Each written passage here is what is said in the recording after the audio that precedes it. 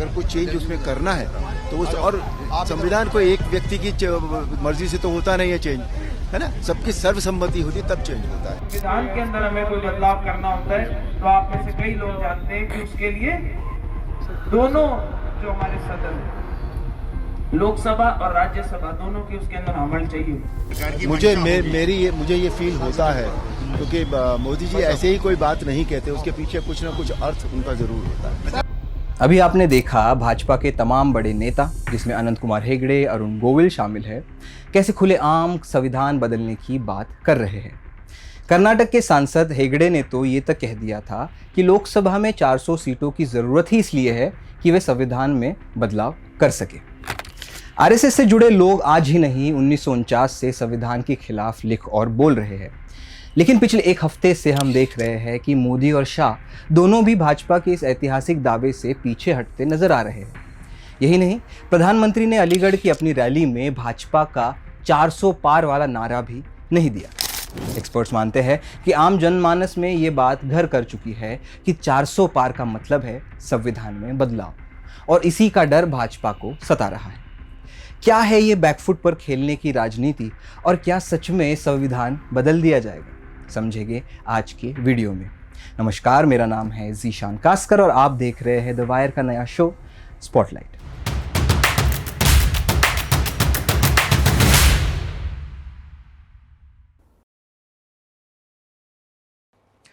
तो शुरू करते हैं ये समझकर कि क्या संविधान सच में बदला जा सकता है।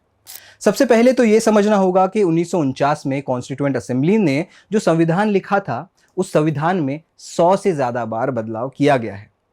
सबसे ताज़ा उदाहरण सितंबर 2023 का है, जब महिलाओं के लिए संसद और विधानसभाओं में 1/3 सीटें आरक्षित करने का प्रावधान ऐड किया गया।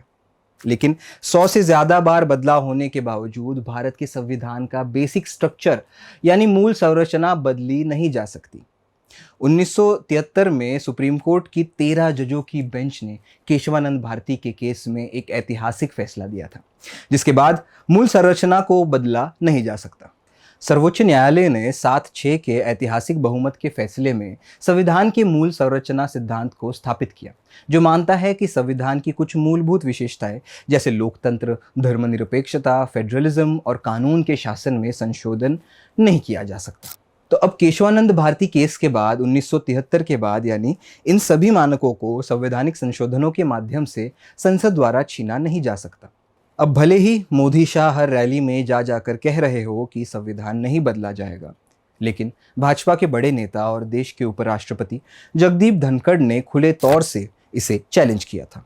सुप्रीम कोर्ट ने हाई कोर्ट के जजों की नियुक्ति के संदर्भ में मोदी सरकार के एक निर्णय के विरोध में फैसला दिया था और मोदी सरकार ने उस फैसले का पालन करने से इनकार किया था।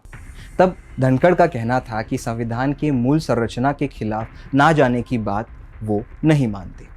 इतना ही नहीं, आरएसएस सरसंघ चालक मोहन भागवत ने भी ये बात कई दफ़ा कही है कि संविधान के कुछ हिस्सों पर विचार होना चाहिए। 2015 के बिहार चुनाव में तो भागवत ने आरक्षण पर विचार करने की बात कही थी, जिसके विरोध में लेफ्ट के सीताराम येचुरी ने कहा था कि आरक्षण खत्म करना संघ का पुराना एजेंडा है, और इसके प्रमाण भी हमें 1949 के आरएसएस के मैगजीन ऑर्गेनाइजर में दिखते हैं, जहां वो संविधान को विदेशी बताते हैं और मनुस्मृति को संविधान से बेहतर बताते हैं। अब संविधान बदलने की बात जब भाजपा वाले सालों से कर रहे हैं, तो चुनावी मौसम में वो इस दावे से क्यों बच रहे? तो संविधान बदलने के कई मतलब और परिणाम हो सकते हैं, लेकिन द हिंदू में वर्गीस जॉर्ज जैसे लिखते हैं, संविधान बदलने की इस बात को 2 अलग दृष्टिकोण से देखा जा सकता है। पहला दृष्टिकोण है एक इंक्लूसिव यानी सर्वसमावेशी वर्ग का, जो ये मानता है कि संविधान देश की विविधता को बचाने का आखिरी उपाय है। ये वर्ग पिछले 10 सालों में धीरे धीरे कम होता नजर आ रहा है, और इस वर्ग के बोलने से भाजपा को खास फर्क भी नहीं पड़ता। उल्टा प्रधानमंत्री ऐसे वर्ग को अर्बन नक्सल कहना पसंद करते हैं। दूसरा दृष्टिकोण है भारत के असंख्य बहुजन ओबीसी समाज का, जो संविधान द्वारा दिए आरक्षण के लाभार्थी है। भले ही पहले दृष्टिकोण के बारे में भाजपा या मोदी जी को इतना फर्क नहीं पड़ता हो, लेकिन इस दूसरे दृष्टिकोण वाले लोग पिछले 30 सालों से भाजपा के कोर वोटर रहे हैं। इनफैक्ट पीएम मोदी ने भी हमेशा अपनी ओबीसी आइडेंटिटी का इस्तेमाल चुनावी प्रचार में किया है। सरकार में ओबीसी कितने लोग हैं, कितने पद पर कहाँ, उसके हिसाब किताब करते रहते हैं। लेकिन मैं हैरान हूं उनको इतना सबसे बड़ा ओबीसी नजर नहीं आता है। तो इस वोटर को खोना भाजपा के लिए खतरे की घंटी हो सकती है। 2015 में मोहन भागवत के संविधान के बारे में विधान के बाद भाजपा को नुकसान भी झेलना पड़ा था। इसी वजह से अमित शाह और तमाम भाजपा नेता इस बात पर जोर देते नजर आ रहे हैं कि संविधान नहीं बदला जाएगा।